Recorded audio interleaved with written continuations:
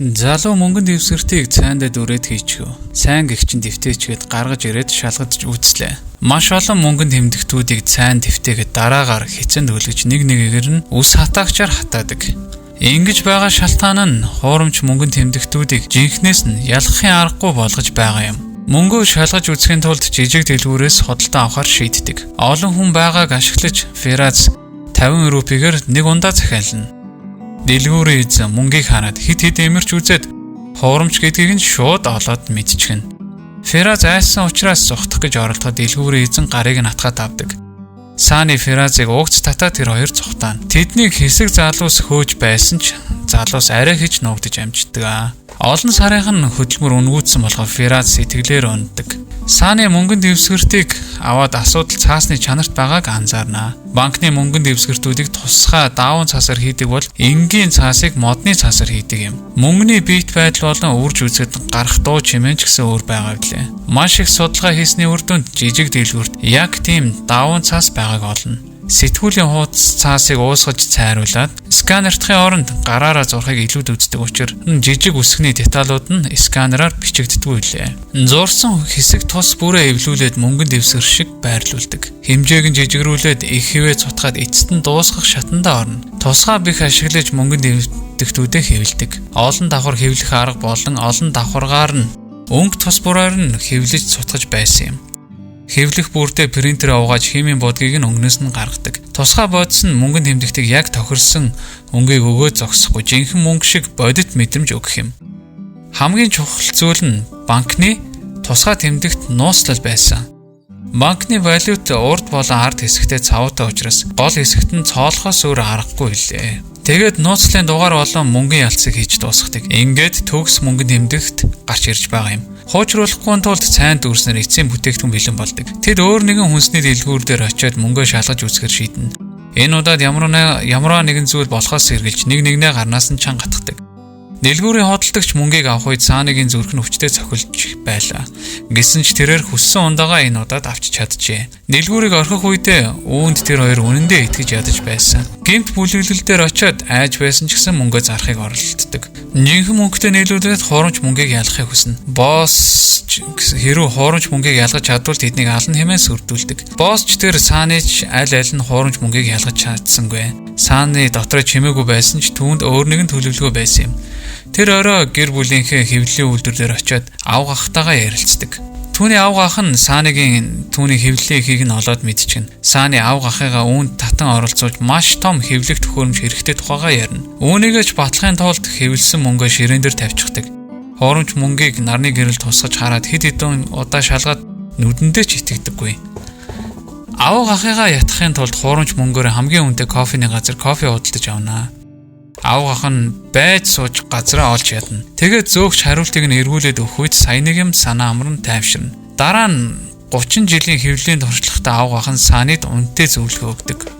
Их хэмжээгээр хэвлэхийн тулд тэдэнд маш их хэвлэх машин хэрэгтэй. Цаас зүсгчэнд гихтэл шинэ мотор бас хурдан хатаагч гэх мэт зүйлсийг авах шаардлагатай. Шинэ төслөө эхлэх гэж байхад нь дахиад л асуудал үүснэ. Тэдэнд тийм их хэмжээний даван цаас байхгүй. Өмнөх шигэ гар аргаар угааж дэвтээж хатаах гэхэд их хэмжээгээр хийхэд боломжгүй лээ. Энэхүү үнэт цаасыг засгийн газар өөрсдөө эзэмшдэг болохоор энгийн иргэд үүнийг худалдаж авахд хэцүү байгаа юм. Зөвхөнгөө орсон хоёр танил хулгай найзуудаасаа тусламж гуйгаад цаасны үйлдвэрийг дээрэмддэг. Хамгаалагч нь хүртэл гайхаад хинч урд өмнө цаасны үйлдвэр дээрэмдэж байгаагүй болохоор ах トゥ ус хайсан цаасаа хамгийн дээр нь байхыг олж харлаа. Буцаад хэвлэх үйлдвэр дээр авга ахтайгаа нийлээ. Тэр хоёр нойр хоолгүй ажиллаж эхэлдэг. Нөгөө босс нь тэдэнд 3 хоногийн дотор 20 сая хэвлэх даалгавар өгсөн юм. Босс ч сэтгэл хангалуун байсан болохоор тэдэнд зохих шан харамжийг нь өглөө. Тэднийг явах гэж байхад тэдэнтэй дахиад хамтарч ажиллах санал тавьдаг. Ингээд ах トゥ усын бизнес цэцэглэж эхэлж байгаа юм. Тэдний контрабандын хуурамч мөнгө жинхэнэ мөнгнөөс дутхааргүй хар зах дээр гүйж байсан. Ахан дүүс их хэмжээний ашиг олоод зөвхөн гэр бүлийнхээ санхүүгийн дарамтнаас гаргаад зогсохгүй найз охиноос ч хүртэл үнэтэй тансаг ресторан зоогонд өрдөг. Өөртөө итгэлтэй байсан болохоор тооцоогоо хийх үе зөөгч түүний төлбөрөө төлж чадахгүй гэдэгт эргэлзэж байсан. Тэгээд карманаасаа боодол мөнгөнд дэвсгэрт гаргаж ирээд тооцоогоо хийнэ. Энэхүү үйл явдал нь түүнийг бараг барьж өгөх шахдаг. Зөөгчийн сольж өгсөн хариулт хар захтаар эргэлдэж байгаа хуурамч мөнгө байж таардаг. Тэр зөвхөн хариултч биш, бүх мөнгийг нь буцааж аваад шалгуулахаар болдог. Засгийн газрын шалгадаг машин энэхүү мөнгийг 99.99 хувиар хуурамч мөнгө болохыг тодорхойлно. Өчнөө нарийн шинжилж үзсэн ч энэхүү хуурамч мөнгнөөс ерөөсөө алдаа олж хараагүй юм. Дэвсгэртийг алкогол дэвтэх үед нь алдааг нь олж хардаг. Мөнгийг хэвлдэг нөхөр дэндүү авьяастай хуурамч мөнгийг жинхнээс нь ялгахааргүй болтол сайн хийж чаддаг юм. Мегагийн зөв байсан хуурамч мөнгийг хэд хэдэн хэсэг бүлэг хүмүүс хийдэг гэдэг нь. Тэдний хуурамч мөнгө дэндүү сайн учраас нууц гэмт бүлэглүүдэд дэндүү алдартай бас зарим нэг төрийн түвшээдүүд хүртэл худалдаж авч байсан. Сонгуулийнхаа сурчлагаагаа санхүүжүүлэхэд хүртэл хэрэглэх юм.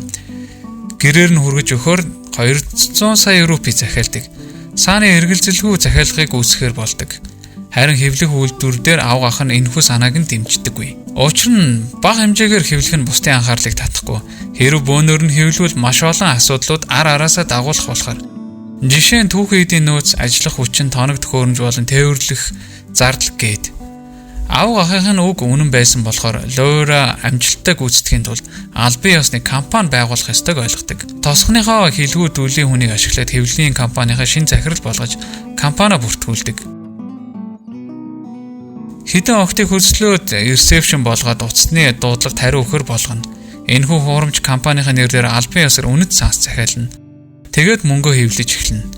Азгүй зүйлс болно гэдгийг ч тэд хараахан тооцоолоогүй байсан. Жижиг хотуудаар байгаа бүх хэвлэлийн газруудыг шалгуулах хүсэлт өгдөг. Энэ нь өвсөн дундаас зүү олохтой адил хэцүү учраас яаж 100 гаруй хэвлэлийн газруудыг шалгах вүлээ? Тэгсэн ч тэр бууж өгсөнгүй. Цагдаагийн албан хаагчийг гарах хооронд зөвшөөрсөнд хамгаад арчдаг. Сааны болон түүний багийнхаа өдөр шөнөгүй ажиллаж байгаад ямар нэгэн зүйл биш байгааг мэдэрдэг. Цонхоороо хартал цагдаагийн машин гадаа ирчихжээ. Мега цагдаа нартай нийлж шалгалт хийхээр ирсэн байсан. Залуус сандралдаж эхэлнэ. Цагдаа авг ах руу заалгана. Авг ах нь баарн суугаад тэдний үйлдвэр нь хаалттай гэж худал хэлнэ. Гэвч цагдаа 5 минутын дотор ирж хамтарч ажиллахыг шаарддаг үлээ. Авг ах нь цагдаа нартай уулзах хооронд тэднийг хуурамч мөнгнүүдэд далд хийхийг сануулна. Арын хаалгаар гараад цаг хожихыг хичээдэг. Ах нь цагдаа нартай уулзах хооронд мега хаалга руу дөхөж очлоо. Сүүлийн дэвсгэрт дуусах үеэр машин унтраадаг. Харин энэхүү чимээг мега олж сонсоод цагдаа нар авг ахыг нь хаалга онгоолохыг шаардлаа. Тэднийг орж ирэхэд ах トゥ ус хаа нэг газар ороод нуугдчихсан юм. Мега болон тохоо бүрийг нэгжиж үзэхэд яг хажууд нь хоёр хүн нуугдаж байгааг олж анзаардаггүй. Мега үйлдвэрээр явах үед Ферас хогийн савнд үлдэгдэл хуурамч мөнгнүүдийн хэвлэлийн хог байгааг гинт санана. Саанид ямар ч сонголт байхгүйгээр хажууд байгаа түлхүүрийг авт. Ийм нөхцөл түүнд өөр сонголт байсангүй. Энэ үеэр Мегагийн утас дуугар Сааны арын ханны цаана нуугдана. Цагдаагийн офицер зөвшөөрөл өгөөгүй байхад нэгжлэг хийж байгаа болохоор дургуутсдаг. Үүнээс болоод тэр тухайн газрыг орхих шаардлагатай болсон юм. Бараага маргааш хүргэж өгөх шаардлагатай болохоор энэ бүхэн цаашид улам мадармата болох нь ойлгомжтой байлаа. Захирагчийн агуулах 12 тэрбум рупигийн бэлэн мөнгөөр дүүрэнч үүнд нэг ч удаа гар хүрээгүй юм. Түүний урд хуурамч мөнгийг ялгах сканер байсан. Мөнгийг хийх үед сканер мөнгийг ялгаж таньдаг. Үүнээс болоод цагдаа аль хэдийн их хэмжээний хуурамч мөнгнүүдийг нь хурааж авсан юм. Тэгэхээр түүний агуулгад байгаа мөнгнүүд ямар ч хүнд цэнгүү цааснаар болж таарж байгаа. Түүний нэг туслах түүнд 500 рупигийн хуурамч мөнгө өгдөг. Маш нарийн хийцтэй тэр мөнгө сканераар төвөггүй яваад өгдөг. Захирагч маш их гайхна. Ур чадвартай жинхнээс ялгагдахааргүй мөнгөнд дэвсгэрт хийсэн нөхдүүд түүний өрсөлдөгч нар болж таарж байгаа юм. Түүний өрсөлдөгчд гайхалтай нууц ур чадвар байгаа бол тэднийг барихыг хэрэгтэй гэж хэлнэ. Гэтэл зүгээр нэг энгийн гудамжны зураач энэхүү мөнгөнд тэмдэгтээснээ ам зогоодог байж таарна. Бусдын уран зургийг яг адилхан зурдаг байсан ч өндөр үнээр зарж чаддгүй байсан. Амьдрахын тулд Сааны хуурамч мөнгө хэвлэх тухай бодсон юм. Түүний энэхүү ур чадварынхаа ачаар сканерч ялгаж чадхааргүй болгосон. Мансуур түүний энэхүү авьяасыг биширч ашиглаж болох юм байна гэж боддог. Улсын хамгийн шилдэг эмч нарыг хөөсөл Сааныг өвөөг эмчлүүлнэ. Эхэндээ энэ нь тэдэнд сайхан санагдаж байгаа ч азтай төлөөс бий. Гэр бүлийнхээ аюулгүй байдлын төлөө тэд түүний дор ажиллахаас өөр арга байсангүй. Мансуур тэднийг Бангладеш руу авч явна. Тэнд тэдний газар доорх нууц байранд хамгийн шилдэг хэвлэх төхөөрөмж хүлээж байлаа. Сааны эцсийн бүтээгдэхүүнийг 3 өдрийн дотор дуусгахад Мансуур биширнэ. Тэгээ ах トゥ ус сарын дотор маш их хэмжээний бэлэн мөнгө хэвлэж эхлэхэд асар их ашиг олно. Дараагийн асуудал тэр их хэмжээний мөнгийг энэтхэг рүү буцаж авч явах асуудал тулгарсан юм. Гэтэл яг энэ тулсан цаг үед Мансурын нэг хүн цагдаа нарт баригддаг. Хуурамч мөнгнүүдийг аль замаар хэрхэн гаргах бүх аргыг мэдэж байсан. Хэрэг тэр бүх үннээ хэлчихвэл Мансурын бүх бизнес нь дампуурах дээр тулна. Мансур нууцаар энэтхийг яваад Саанитай уулзаад гарц гаргалгаа хайд. Тэд нэг завинд суусан учраас үүнд Сааны оролцохоос өөр арга байсангүй. Шүнжэнгөө ярилцсны эцэст цагдаа нартай ойр байх ёстой гэж бодно. Түүний байна Мега юм. Сааны санаандгүйгээр Мегатай кофе шопт уулздаг. Өөрийнхөө сэтгэл татан байдлыг ашиглаж яриа өднө. Мега тухайн үед цагдаагийн газрын хажууд байр хөслөх шаардлагатай тухай олж мэддэг. Мэдээж тухайн газрын эзэн мэдээж Мансурын хүн байж таарна. Сааны утасны цэник дуусан гэж худлаа хэлээ түүний утсыг зээллээ. Зуушлагтай ярилцаж байх хооронд Сааны гар утсанд нь тагнагт хөрөмжөд суулгана. Түүнээс хойш Мегагийн гар утсанд ирсэн мессеж дуудлага болон Сааныгийн утсанд харагдана. Ингэснээр Сааны болон тэдэнтэй хамтардаг бүлэглэлийн цагдаа нарын бүхий л хөдөлгөөнүүдийг мэдэх боломжтой болж байгаа юм. Энэ үеэр Белал хуурамч мөнгнүүдийг оруулж ирсэн бүхий л замыг цагдаа нарт хэлж өгдөг. Хилийн харуул цагдаа нартай хамтар сэжиг бүхий бараа ачсан ачааны машинуудыг зогсоодог. Гэсэн ч Белалын хэлсэн шиг тийм их мөнгө биш дөнгөж 1 сая рупийг оллоо. Үүний дараа цагдаа нар сайн мэдээтэй.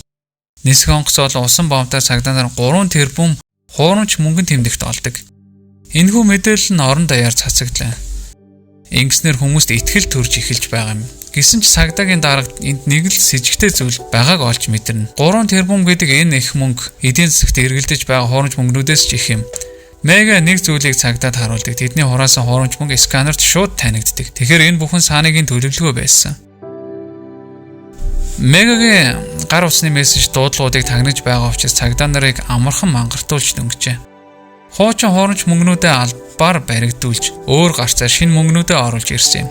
Цагдаа нар төлөвлөгөөг улам бүр нарийн боловсруулж байхад Сааны ч гэсэн хариу төлөвлөгөөнүүдээ боловсруулж байсан юм. Аль альныхаа мэдээллийг амархан мэдэж байсан болохоор дотроо харахтай хэмээн бие биенээс ичгэлэн. Сааны энэ бүхнийг Мансурт мэдээснээр цагдаа нарын бүхий л төлөвлөгөө нь хэрэгцээгүй болж байгаа юм. Мөнгөө гаргах шин зам гаргадаг ба энэ бүхнийг өөрийнхөө хүмүүст хэлдэггүй. Кантнаар дүүрэн мөнгийг далаад живүүлнэ. Эзэнгүү хөлөг онгоц далайн эргийн зүг хурдлаа. Далайн эрэгт байсан хүмүүс эзэнгүү хөлөг онгоцны бичлэгийг хийдэг. Үүнээс болж цагдаа нар тухайн газар руу даруухан очдог.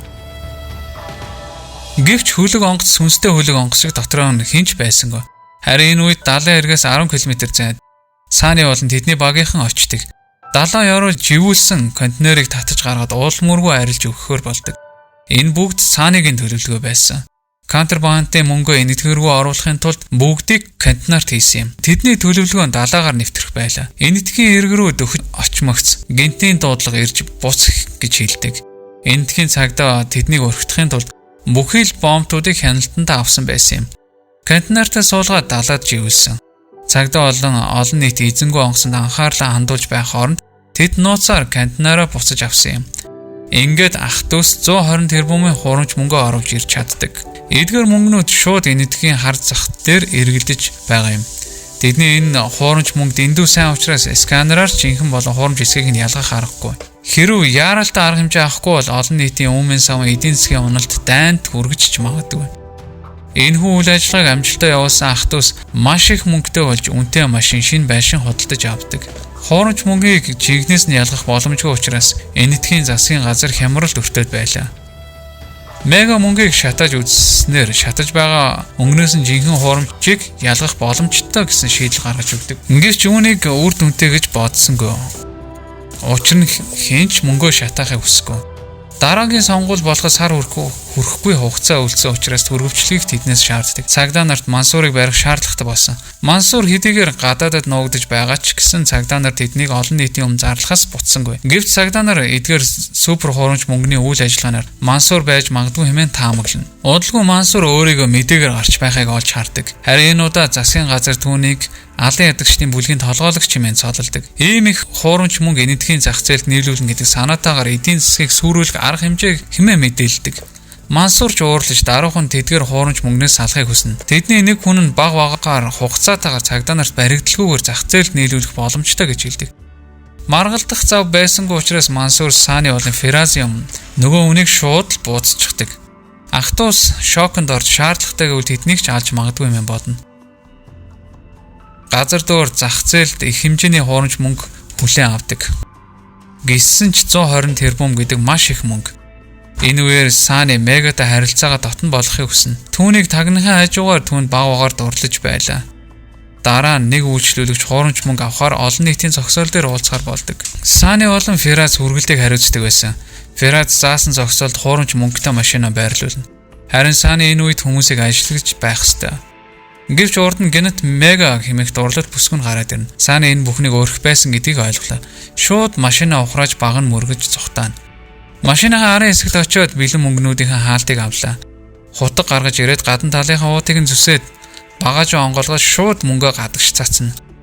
Мөнгнүүд гудамжаар нэг хөглөрч машинууд зогсоод төгжрөл үүсгэнэ. Хүмүүс зам дээр онсон мөнгнүүдийг авч цуглууллаа. Зам дээр бөөн төгжрөл эмх замбраагүй байдал болдог. Цагдаа нар тэр төгжрөлд нам гацна. Тэд цагдаа нараас цогтож чадсан болгоомжгүй байдлаасаа болж осол гаргадаг. Цагдаа нар ирэхэд ах トゥ ус аль хэдийн зогтсон байлаа. Машиныг нь тойроод мөнгө цуглуулсан хүмүүсээр дүүрэн. Уг үйл явдал мэдээгээр нэг гардаг. Фераз Саниг цагдаатай хитрхий дотносон хэмээн буруутгана. Тухайн үед Мегатай ойрхон зайд байсан учраас царайг нь харсан байж магадгүй хэмээс ижиглэн. Ингээд ах トゥ ус энэхүү хууль бус бизнесээ орхийг хүсдэг. Гэвч Мансуур тэднийг явуулахгүй л байх. Мансуурын хүн ах トゥ хоёрыг гадагш гаргаж өгье хэмээн хэлнэ. Тэднийг хөнгүү барилга руу аваачдаг. Тухайн үйл явдал мэдээгээр гарсан болохоор Мансуур тэр хоёрын царайг цагдаа нар таньсан байж магадгүй хэмээс ижиглдэг. Тэр хоёр дэндүү их мэдэж байгаа болохоор баригдвал тэдний бизнес сүрнэ хэмээн бодно. Сани энэ үед Мансуур тэр хоёрыг дуугүй болохын тулд алах гэж байгааг таамаглдаг. Ахын дүүсийг цааш нь харуулахаас өмнө хаанаас ч моторын дуу хангинлаа. Санигийн найз нөхдүүд болох өөр бүлэглэлийн иржээ. Сани машинд сунгуудаа ямарваа нэгэн зүйл болж магадгүй хэмээн найз руугаа мессеж бичсэн байж. Гэртээ хараад хатан тавьчуулагдсан халууны зулцах шиг цагдаа бол Мансуурын хүмүүсийн өмнө яахаа мэдэхгүй байсан. Тэд маш хурдан цугтах хэрэгтэй болсон. Гэсэн ч яаралтай дуудлага гэдэг. Авгаахан тэдний хэвлэлийн үйлдвэр галд автсан гэж хэлээд түүний өвөө дотор нь байсан болохоор амьд гарч чадаагүй юм. Саниг уур нь хүрч энэ бүгд Мансуурын хийсэн зүйл гэдгийг мэдэж байсан. Түүний ганц гэр бүл болох өвөө нь Мансуураас олж нас барсан юм. Энэ бүхнийг зүгээр орхихгүй хэмээн өөртөө амлана. Шүн дөлөөр мөнгө хадгалаастай байсан нууц агуулах руу орж видео кол хийж түүний нүдэн дээр мөнгө рүү бензин асгадаг. Мансуурын уур хилэнгч тоохгүйгээр уул шиг овоолт энэ бүх мөнгө рүү юу ч бодлого шүдэн зураад шидчихнэ.